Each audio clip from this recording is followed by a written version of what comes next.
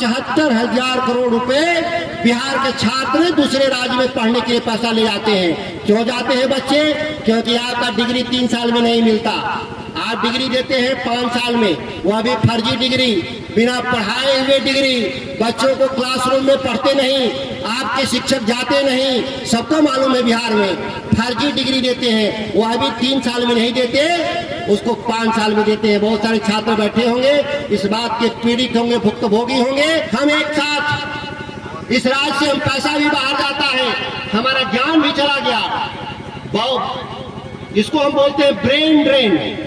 हमारी बुद्धिजीविता भी जाती है और हमारी जीविका भी जाती है और पैसे भी बाहर चले जाते हैं एक गरीब राज्य के बाहर। तो नीतीश कुमार जी, जो आप पूरे बिहार को जिस गर्त में आप धकेल चुके हैं, मुझे तो नहीं लगता है कि इस चला चली की बेरा, राजनीति में 17 साल आप रहे, अब ये चला चली की बेरा में जितना जल्दी सत्ता का हस्तांतरण करिए नौजवानों के हाथ में, कि बिहार को बदलने की मुहिम अब से भी कम से कम हम शुरू कर सकें, तो आने वाले वक्त में हम बिहार को फिर हम सिरमौर बनाएंगे। वो बिहार जो देश पर राज किया नीतीश कुमार के नेतृत्व में, जो पूरे बिहार का बंटाधार करने के लिए कुख्यात। तब की मैं बात करूं जो 2005, क्योंकि वो बार बार तुलना करते हैं कि 2005 से पहले बिहार में कुछ नहीं था, लेकिन उनको कौन याद दिलाएगा?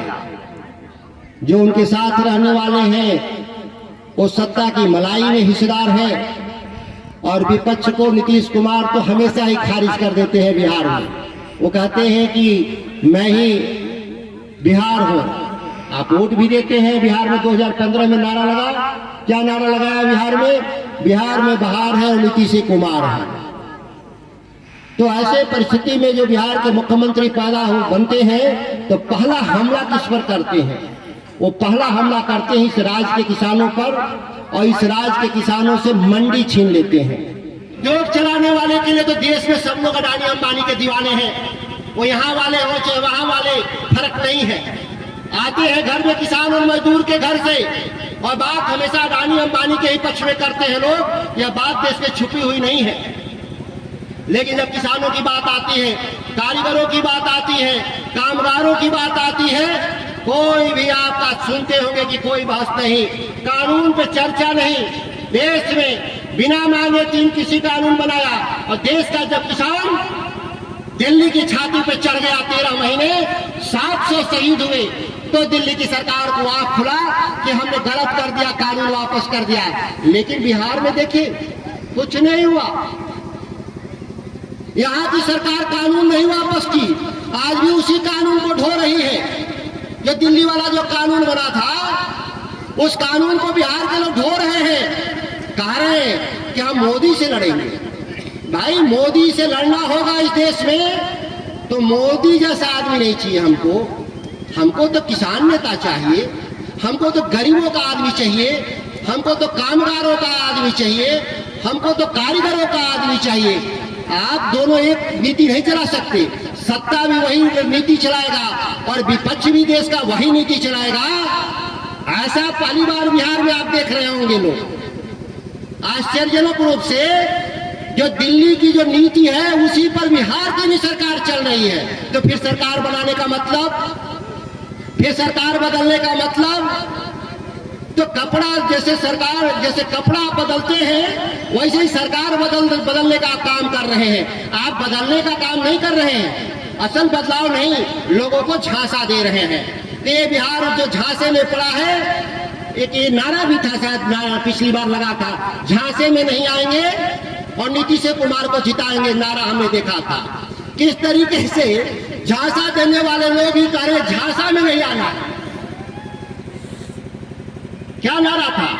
झांसे में नहीं आएंगे, नीतीश कुमार को जिताएंगे। झांसा जो दे रहा था वही करा था, झांसा में नहीं आना। और झांसे में लोग आए, बिहार के लोग जिता दिया उन्होंने। आज क्या हालत है, कोई छुपा हुआ नहीं पूरे बिहार का।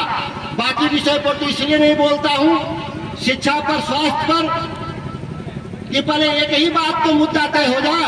सारे लोग बिहार विकास कर रहा। अगर बिहार विकास कर रहा है नीतीश कुमार जी, तो आप एक सवाल का जवाब दीजिए। मैं इस मंच से भी पूछ रहा हूं और मैं बिहार विधानसभा में भी आपसे पूछूंगा कि बिहार की आबादी 8.5% है। देश में जितने लोग रहते हैं उसके 8.5% आबादी बिहार में है,